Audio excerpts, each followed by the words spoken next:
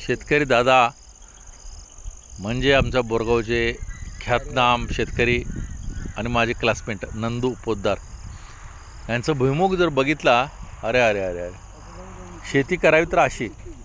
तर हे जे सरीतनं टोचल्यासारखे जे भुईमुग आहे तुम्हाला दाखवतो. हे भुईमुग आहे, शेंगा बघा त्या पद्धतीने कशा आहेत बघा. तर हे भुईमुग आणि त्याच्यानंतर शेजारी मका पण ह्यांनीच लावल्या. तर मका पण छान आली. आपल्या भागात जरा विचार करण्यासारखी गोष्ट आहे. शेतकरी नाराज होतो, पण इथं शेतकरी नाराज नाही, खुशीत असतो. शेतकऱ्यामध्ये बघा, शेतीमध्ये काळ्या शेतीमध्ये काळ्या काय काय देते बघा.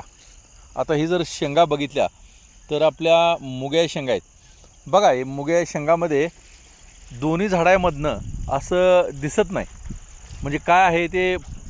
हे बघा, आता शेंगाच लागायचं चालू आहे. काय आता भर लागला आहे. कितवी फवारणी झाली? 2 फवारणी झाल्या. 2 फवारणी. बरं, पहिल्यापासून आवड शेतीची? हो, शेतीची पहिल्यापासून आवड. शेतीतनं उत्पन्न घेता? होय. बरं, दुसऱ्या नवीन शेतकऱ्यांना, आमच्या भागातल्या शेतकऱ्यांना काय सांगाल?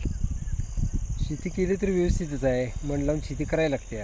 बरं, आता किती एकर जमीन आहे तुमची? आता ही 4 एकर जमीन आहे. बरं, 4 एकर जमिनीमध्ये तुम्ही काय काय लावला?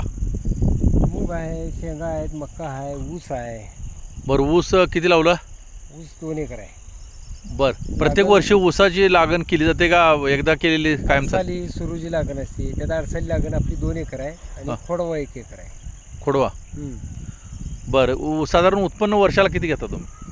वर्षाला सरासरी आपण ते उत्पादन घेण्यावर आहे. सरासरी एकरा 100 टनापर्यंत जाते चांगला ऊस घेतला तर. बरं, गेल्या वर्षी भुईमुग काढला होता ना? नाही, चालू वर्षी केला, गेल्या वर्षी नव्हता. जरा हुमणीचा प्रादुर्भाव असल्यामुळे आपण भुईमुग केला नव्हता. गेल्या वर्षी काय केलं होतं? गेल्या वर्षी तर ऊसच होता सगळ्या यामध्ये क्षेत्राला. बरं, ऊसातनं किती उत्पन्न मिळालं? सरासरी 80 टनापर्यंत. 80 टन. काय दर आला? दर आला 3200 रुपये, 3200. 32 रुपये 80 टन ऊस गेला. आणि इतर तुम्ही भाजीपाला पण लावताय? हो, इतर भाजीपाला पण सगळं असतं. तर हे आहेत शिरडूनचे शेतकरी. आता शिरडून बोरगाव जर बघितला परिसर, तर हे जे हिरवगार जे दिसतंय तुम्हाला, तर हे आणखी जरा पुढं जाऊन दाखवतो तुम्हाला. तर हे भुईमुग आपण बघितला, भुईमुग टोचल्यासारखं आहे. आता इथं मक्याचं पीक बघा कशी जोरात आहे. आणि हे कष्टकरी राजा, तर हे बघा किती झाडं उंच आलेत बघा या मक्याची. आणि मक्याचा बुंदा पण चांगला आहे, कारण एका ताटाला कमीत कमी 2-3 कणसं 100% लागणार. 2 कणसं लागणार. आणि हे बघा, याच्यामध्ये तुम्हाला जर जवळनं बघितलं, हे हे शेतकरी, ह्याला औषध नाही, औषध फवारणी काय मात्र नाही, त्यामुळे हे पॉवरफुल पीक येतं.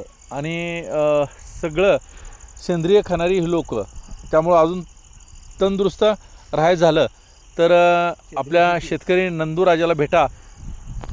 नमस्कार.